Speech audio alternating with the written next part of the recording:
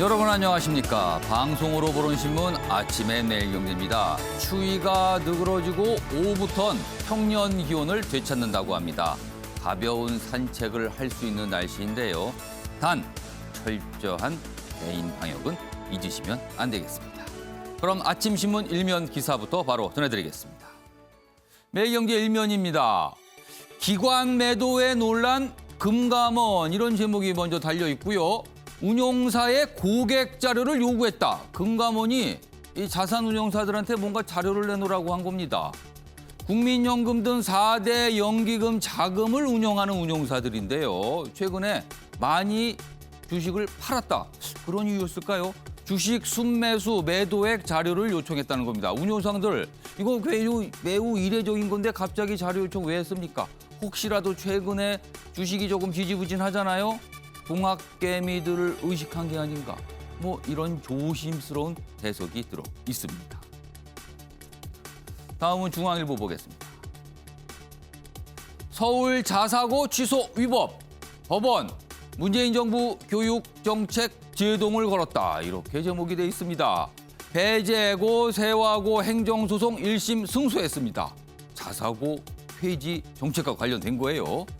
자, 그러면 향후에 지금 현 정부에 추진하고 있는 게 자사고 폐지 그리고 고교 학점제인데 이런 법원의 판결이 계속 나온다면 핵심 정책 차질이 예상된다. 이렇게 기사는 전하고 있습니다. 이번엔 한국일보 보겠습니다. 저소득층 일에서 번 돈이 급감했다. K자 양극화 심화되고 있다. 이렇게 돼 있습니다. K자면요. K자 글자를 보시면 위로 갈수록 그리고 아래로 갈수록 점점 더 간격이 벌어지게 되잖아요. 소득 양극화가 더 심해진다는 겁니다. 내용 보겠습니다. 코로나에 임시직, 일용직 일자리가 대거 사라졌다. 하위 20% 4분기 근로소득은 13% 넘게 줄었는데 반면에 소득 상위 20%는 늘어났다. 완전히 대비되는 모습이다. K자 양극화가 본격적으로 나타나고 있다. 기사는 이렇게 전하고 있습니다. 마지막으로 국민일보 보겠습니다. 김미리, 윤송섭 판사 이례적으로 유임됐다. 그러니까 그 자리에 그대로 있게 됐다는 거죠. 법원 코드 인사로 시끌시끌하다. 자, 그럼 이 판사들이 왜 주목을 받는가? 김미리 판사 조국 일가 사건 담당이고요. 윤종섭 판사 사법농단 사건 담당입니다. 굉장히 핵심적인 관심을 끌고 있는 사안을 좀 다루고 있는 거죠. 보통 판사들은 2년에서 3년 정도 근무한 뒤 이동을 하는데 관행을 깼다고 합니다. 4년, 6년씩 지금 근무를 하고 있다는 거예요. 김명수 대법원장 지난달 올린 인사 배경 글 비난 여론 진화용이었나 이런 해석도 나오고 있다. 이런 내용입니다. 지금까지 일면 기사 짚어봤고요. 오늘도 뉴스의 행간을 읽어주시기 위해 네 분께서 자리하셨습니다. 한 분씩 소개해드리겠습니다. 먼저 화면 가장 맨 왼쪽에 김관호 계명대 교수 자리하고 계십니다. 그리고 그 옆에는 이종훈 정치평론가 나오셨고요. 세 번째 자리에는 최직련 변호사 자리하셨습니다. 그리고 마지막으로 주원규 삼육대 겸임교수 나와 계십니다. 안녕하세요.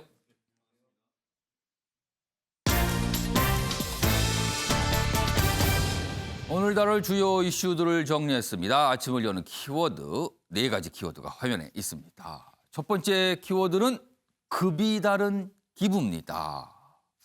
기부, 통큰 기부긴 한데 뭔가 좀 이른바 요즘 말로 클래스가 다르다 이런 표현 좀 쓰죠.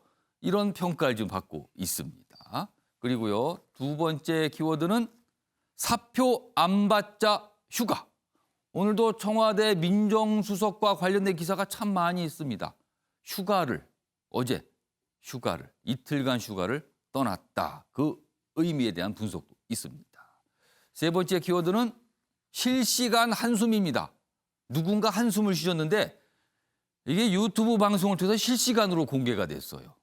그런데 그 한숨이 정치권에서 있었던 일입니다.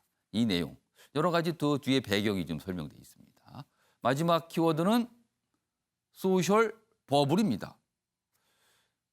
또 어떻게 보면 좀 낯선 표현인데요. 사회적 거리 두기와 관련해서 지금 방역 당국이 소셜 버블 정책을 검토하고 있다. 이런 내용이 나왔습니다. 자, 그럼 아침의 멸경제 본격적으로 출발하겠습니다. 첫 번째 이슈는 기부에 관한 내용입니다. 내용 좀 보겠습니다. 사진과 함께 큰 제목으로 가운데 있습니다. 이 내용부터 좀 전해드리죠. 식당 쪽잠을 잤던 섬소년 크게 성공을 한 거죠, 이제는. 그리고 이런 얘기를 합니다. 기부선언은요, 그 어떤 것보다 자식들에게 최고의 유산이 될 겁니다. 자산을 또는 기업을 그대로 물려주는 것보다 이렇게 크게 기부하는 자체가 오히려 더 큰 유산이다. 이렇게 설명을 하고 있습니다. 여기 보시면 어떤 분이 이 얘기를 하셨는지 이 위에 설명돼 있어요. 맨 위쪽으로 합니다. 국내 1위 배달앱을 만든 김봉진. 본인이 가진 재산의 절반 5,500억 원을 기부하겠다고 선언했습니다. 재산이 1조가 좀 넘는 걸로 알려져 있어요. 근데 그 절반 정도를 내놓겠다고 한 겁니다. 통 큰 기부죠. 요즘에 이른바 IT 기업을 창업하신 분들, 이른바 디지털 CEO 뭐 이런 표현이 나오는데요. 이런 분들의 기부 릴레이가 시작이 된 걸까요? 잇따라 나타나고 있습니다. 내용 좀 더 보겠습니다. 여기 보면 이 김봉진 이 대표를 설명한 내용들이에요.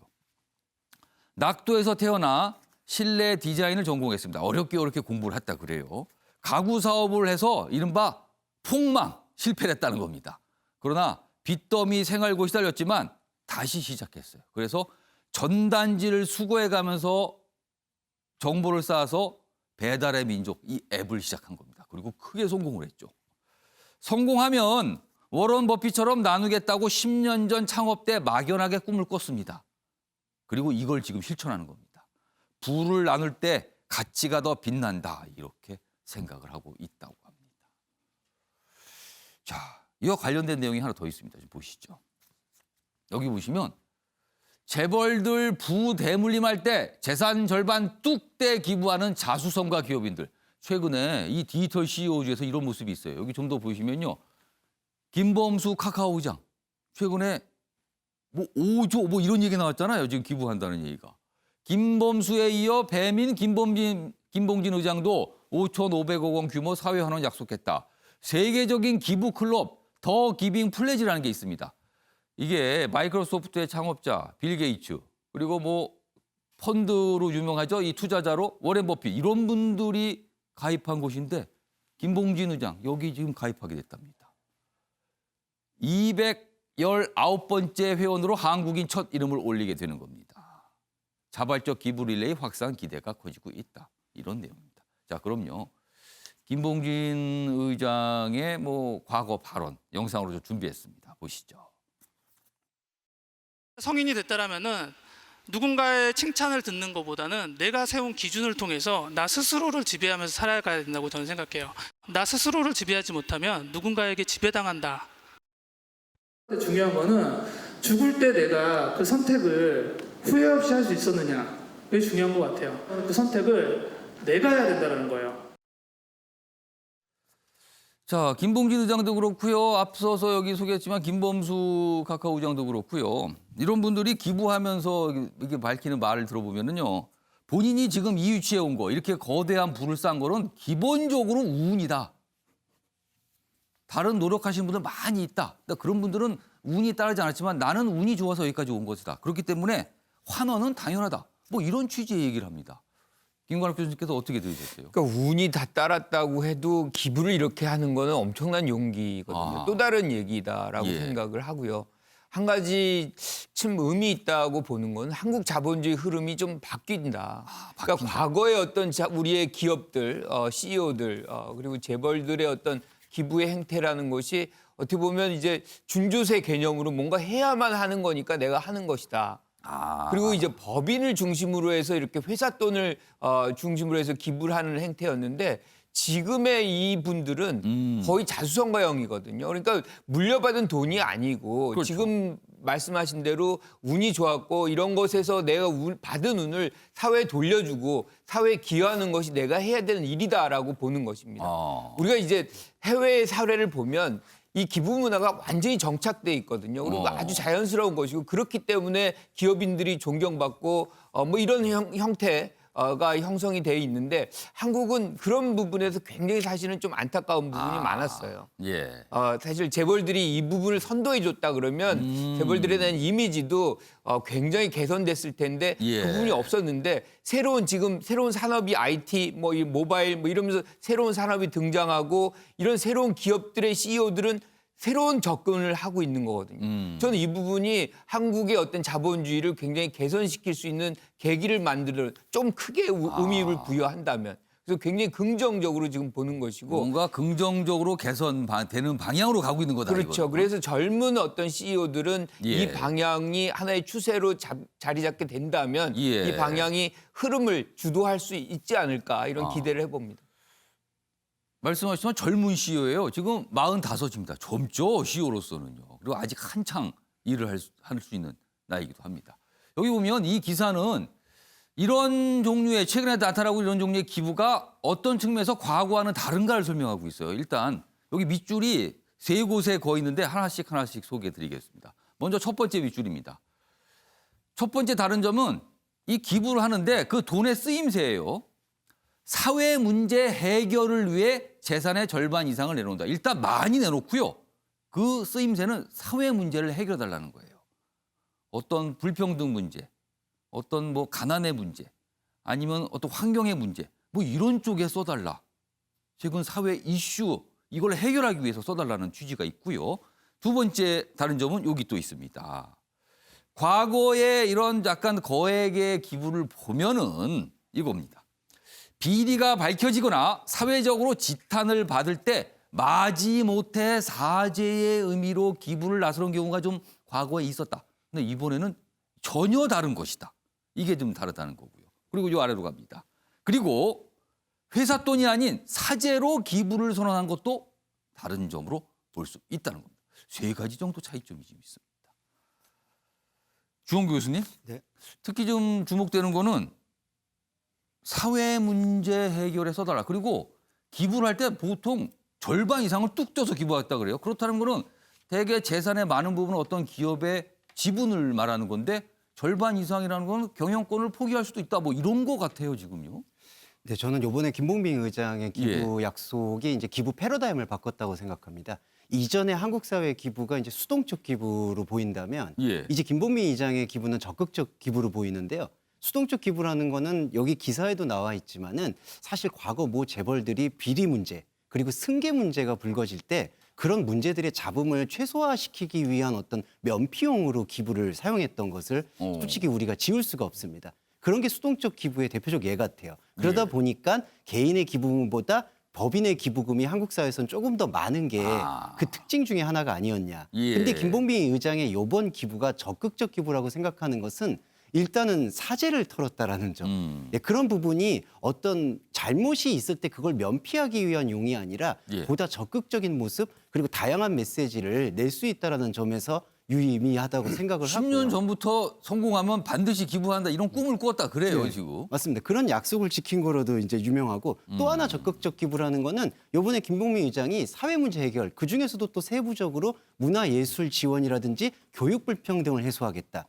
이건 사회의 아젠다를 바꿔보겠다는 의미와 기부를 같이 본 행위이기 때문에 이게 지금 기빙 플래지가 말하고 있는 적극적 기부의 요소와 맞물린다고 생각을 합니다. 그리고 또 하나는 이 부분이 있는 것 같아요. 그 디지털 이 세대, 그러니까 예. 디지털 부자 세대가 갖고 있는 생각이 다른 점은 다수가 소비자다. 그러니까 요번에 김봉민 의장의 이 배달 앱이라는 요 아이템 역시도 예. 다수 모든 국민들이 사용하고 있는 소비의 개념이기 때문에 이거는 다수에게 나눠주는 것이 당연하다라는 그런 철학이 있으신 것 같습니다. 그러니까 그런 철학이 디지털 세대가 갖는 기부의 차이점이라고 볼 수 있고요. 그리고 이런 기부를 통해서 사회적 인식 개선 중에 하나가 예. 주식 부자에 대해서 사회적인 불평등의 시선들이 많은 게 사실이었는데 예. 이번에 김봉민 의장이 이 주식이 폭등하거나 부자가 됐다라고 해서 그걸 사리사욕을 채우는 모습이 아닌 나누는 모습을 통해서 건강한 어떤 경제 순환으로도 이어지지 않을까 생각합니다. 그러니까 뭔가 좀 변화의 모습이 있어요, 사실은요. 이런 모습이 그동안 보기 어려웠던 거거든요. 최윤영 변호사. 네. 최인정 변호사는 좀 가정을 제가 하는 질문 좀 드릴게요. 만약에요, 최인정 변호사가 어떤 사업체를 일궜는데 큰 성공을 얻었어요. 엄청난 성공을 거뒀습니다. 그렇다면 그 본인이 가진 자산의 절반 이상 뚝 쪄서 이런 식으로 기부할 용의가 있으십니까, 없으십니까? 행복한 상상인데요. 예. 저는 충분히 할 수 있을 것 같습니다. 아, 정말이요? 왜냐하면 약속하신 거예요, 지금 이 자리에서? 약속 이 자리에서 100% 할 수 있습니다. 예. 그게 아마 그 자수성가하신 분과 어떻게 보면 재산을 물려받은 재벌 2세와의 차이가 아닌가 싶은데요. 재벌 2세들 같은 경우에는 선대에서 물려받은 것을 내가 키워야 된다라는 압박, 그리고 경영권을 넘겨야 된다는 압박, 이런 부분이 있을 반면에 자수성가, 우리가 사실 자수성가라고 하면은 뭐 그냥 빌딩 하나 있어서 1, 200억 이런 생각을 했는데, 최근에 나타나고 있는 이른바 유니콘 기업, 결국 뭐 1조 원 이상 되는 그런 기업 같은 경우에는 예. 어떻게 보면 본인의 노력도 있지만 상당히 어떻게 보면은 전체적인 경기적 흐름을 탔는 점에서 아마 그렇기 때문에 겸손하게도 또 이와 같은 것이 자기의 어떻게 보면 자기의 운이다라고 얘기를 하고 있는 것 같은데요. 어쨌든 간에 본인 같은 경우에는 본인의 사제로 했다는 것도 참 신선하고, 또 그것을 사회적 문제에 어떤 해결을 해달라는 그런 명목도 참 좋은 것 같습니다. 아마 예. 명분과 또 거기다가 실질도 어떻게 보면 챙길 수 있는 부분이 없지 않은 것 같은데요. 지금 30억 넘는 것을 상속을 시키려고 하면은 상속세율이 또 50%가 넘습니다. 그러다 보니까 결국 물려주는 거 나중에 세금으로 하는 것보다는 미리 이렇게 기부를 하게 된다고 하면은 더 좋은 일에 빨리 쓸 수 그렇죠. 있다는 그리고 거네요. 그 자체로 개인에게도 영광입니다만 예. 기업 자체의 이미지도 상당히 개선할 수 있는 있기 때문에 예. 좋은 명분과 또 좋은 실리, 제가 봤을 때는 정말 좋은 결단이고 CEO 어떤 회사의 창립자로서 정말 좋은 역할을 했던 것이 아닌가 싶은데요. 우아한 형제들의 우아한 기부였다. 저는 이렇게 평가하고 싶습니다. 이런 기사가 사실 어제부터 많이 알려졌거든요. 그런데 이런 기사를 보이고 어떤 일각에서는 또 약간 지적하는 목소리가 있어요. 지금 사실 배달앱과 관련해서 이 배달하는 노동자분들의 어떤 근로 조건 얘기 이런 거 좀 이슈잖아요. 그리고 이 배달앱의 어떤 수수료 문제 이것도 계속 이슈가 됐었습니다. 그래서 이런 부분에도 좀 더 신경을 써주세요 하는 뭐 이런 당부의 목소리도 같이 좀 나오더군요. 아마도 뭐 이런 정도의 어떤 생각을 갖고 있다면 신경을 많이 쓰겠죠. 이런 부분은요. 이종훈 평론가께 질문을 원래 안 드리려고 했는데 다 하셨으니까 제가 질문을 먼저 드릴게요. 이종훈 평론가도 혹시 똑같은 질문입니다. 이렇게 크게 만약에 어떤 기업이나 어떤 일을 해서 일구셨는데 엄청난 성공을 거셨어요. 그렇다면 절반 뚝 쪄서 통 크게 기부하실 용이 있으십니까? 근데 이거는 뭐 재산의 다과의 문제가 아니다. 예. 재산이 많고 적고를 떠나서 예. 앞으로는 이렇게 가야 한다라고 저는 생각을 가야 한다. 예. 이렇게. 그러니까 여기 지금 이제 한 말 중에서 자식들에게 최고의 유산이다 이런 이제 표현이 등장하는데 그 말이 맞습니다. 그러니까 제가 예전에 어떤 누구라고 제가 실명은 안 밝히겠습니다만 예. 어떤 연예인 한 분이 방송 나와서 하는 거 얘기를 들은 적이 있어요. 오. 자기 아버지가 5천만 원 빚을 남겨놓고 돌아가셨는데 자기가 이제 가수로 성공해서 그 빚을 다 갚았다. 그렇겠네요. 그러고 났더니 형제들하고 다툴 일이 없더라. 예, 그 얘기를 하는 걸 보고 제가 굉장히 인상이 깊었던 적이 있는데요. 재산이 많고 적고를 떠나서 물려주겠다라고 마음먹는 순간 자식들 간에는 분란만 생긴다. 분란이 생긴다. 공평하게 배분한다고 하는 게 불가능하잖아요, 사실상. 그러니까 재벌기업 안에서도 뭐 형제난 이런 게 굉장히 많습니다만 그건 뭐 재벌가가 아닌 일반 가정에서도 제가 보면 주변에 이 재산 가지고 다툼 또 형제 간의 불화 이런 거 굉장히 많이 보거든요. 그래서 이거는 반드시 앞으로 해야 될 사항이다. 이렇게 생각합니다. 필수적이다, 오히려. 아무튼 사회 여러 가지 시사점 그리고 생각할 지점들을 주는 내용들입니다. 지금. 그래서 첫 기사로 좀 소개해드렸습니다.